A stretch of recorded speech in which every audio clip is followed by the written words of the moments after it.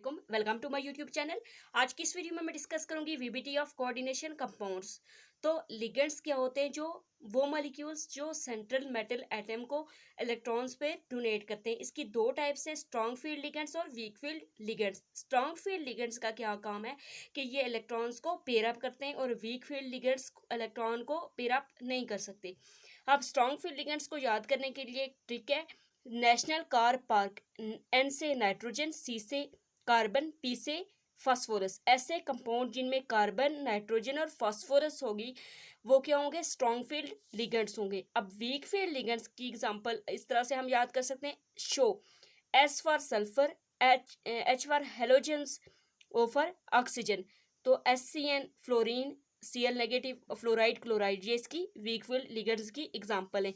अब जैसे अगर हमारे पास आता है CO, कार्बन मोनोऑक्साइड, तो हमें कैसे पता चलेगा कि स्ट्रॉन्ग फील्ड है या वीक फील्ड है?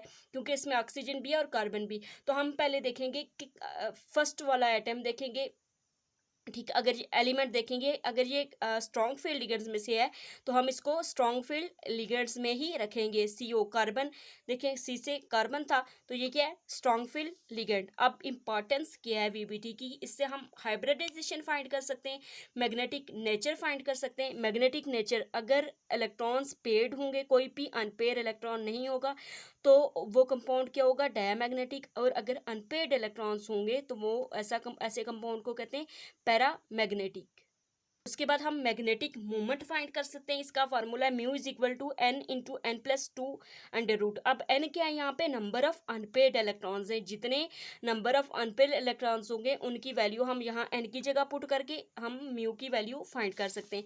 स्पिन मल्टीप्लिसिटी भी हम वीपीटी से हम फाइंड कर सकते हैं। इसका फार्मूला है 2s+1। अब s यहाँ से कैसे फाइंड करेंगे? अगर एक अनपेयर्ड इलेक्ट्रॉन होगा तो एस की वैल्यू हाफ होगी। अगर दो अनपेयर्ड इलेक्ट्रॉन्स होंगे तो मतलब हाफ को 2 टाइम्स हमने प्लस कर लेना है और 2 इसका आंसर आ जाएगा। अब जितने अनपेयर्ड इलेक्ट्रॉन्स होंगे हर एक के लिए एस की वैल्यू हाफ होगी। अगर 5 है तो 5/2। अब एग्जाम्पल से समझते हैं। सबसे पहले कंपाउंड में हमने सेंट्रल मेटल एटम को फाइंड करना है, लोकेट करना है, ठीक है। तो इस कंपाउंड में सेंट्रल मेटल एटम क्या है? आयरन। उसके बाद हमें इसका एटॉमिक नंबर पता होना चाहिए। एटॉमिक नंबर के बाद हमें इसकी ऑक्सीडेशन स्टेट फाइंड करनी है। तो इस कंपाउंड में इसकी आयरन की ऑक्सीडेशन स्टेट जो है वो +3 है। तो जो Fe26 है इसकी हाइब्रिडाइजेशन ये है, ठीक है। 3d6 4s2, 3d6 4s2। तो अब क्योंकि इस कंपाउंड में आयरन की ऑक्सीडेशन स्टेट +3 है, इसका मतलब है 3 इलेक्ट्रॉन यहाँ से निकल जाएंगे, ठीक है। 2 4s से, एक इससे, तो क्या बचेगा? 3d5 4s0। तो अब इसकी अगर इलेक्ट्रॉनिक कन्फिग्रेशन देखें तो 3d में 5 ऑर्बिटल्स में 5 इलेक्ट्रॉन्स हैं, 4s भी एम्प्टी है और ये 3p भी एम्प्टी हैं।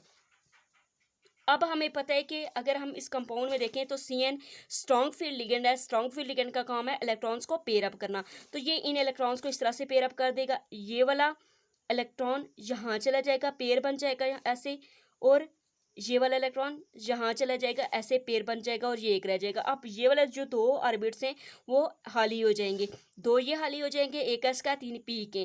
तो CN आके ये एम्प्टी जो ऑर्बिटल्स हैं इनको इलेक्ट्रॉन्स पे डोनेट करेगा। 6 CN के मॉलिक्यूल्स हैं, ठीक है।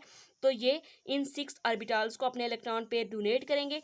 तो इसमें देखें अगर हाइब्रिडाइजेशन अगर हम फाइंड करें तो 2 D हैं, 2 D ऑर्बिटल्स हैं, एक S है और 3 P हैं। तो D2sp3 हाइब्रिडाइजेशन होगी। तो जिस ऐसे कंपाउंड जिनकी हाइब्रिडाइजेशन D2sp3 होती है इसको ऑक्टाहेड्रल कम्प्लेक्स कहते हैं। इसकी शेप ये है। अब इन कंपाउंड्स को इनर ऑर्बिटल कम्प्लेक्स या फिर हाई स्पिन कम्प्लेक्स भी कहते हैं इसी कंपाउंड को। क्यों? क्योंकि इसमें स्ट्रॉन्ग फील्ड लिगेंड यूज हुए हैं, इसने इलेक्ट्रॉन्स को पेयर अप कर लिया, और इनर D ऑर्बिटल यूज हुए हैं पेयरिंग के लिए। इनर ऑर्बिटल्स खाली हो गए हैं जिसमें CN ने अपने इलेक्ट्रॉन पेयर डोनेट किए हैं। लेकिन अगर यहाँ पे वीक फील्ड लिगेंड्स होते, CN की जगह अगर कोई और होता, ठीक है, कोई और मॉलिक्यूल कोई वीक फील्ड लिगेंड होता, ठीक, तो वो क्या करता? वो इन इलेक्ट्रॉन्स को पेयर अप ना कर सकता। ये इसी तरह से होते। तो अब लिगेंड्स कहाँ पे आके उन्होंने इलेक्ट्रॉन पे डोनेट करने थे? एक 4s को, 3 p के, तो ये 3d था, तो 4d के ऑर्बिटल्स आते। यहाँ पे कौन से आते? 4d के 5 ऑर्बिटल्स हैं, तो कितने चाहिए उनमें से? हमें 4 चाहिए 2 में से, ठीक है। 4 4d के 2 ऑर्बिटल्स 4d के आते, तो ये इलेक्ट्रॉन पेयर इनको डोनेट करते लिगेंड्स। तो इस तरह से मतलब आउटर d ऑर्बिटल्स यूज होते पेयरिंग के लिए, ठीक है, तो इसलिए हम इसको आउटर ऑर्बिटल कम्प्लेक्स कहते हैं।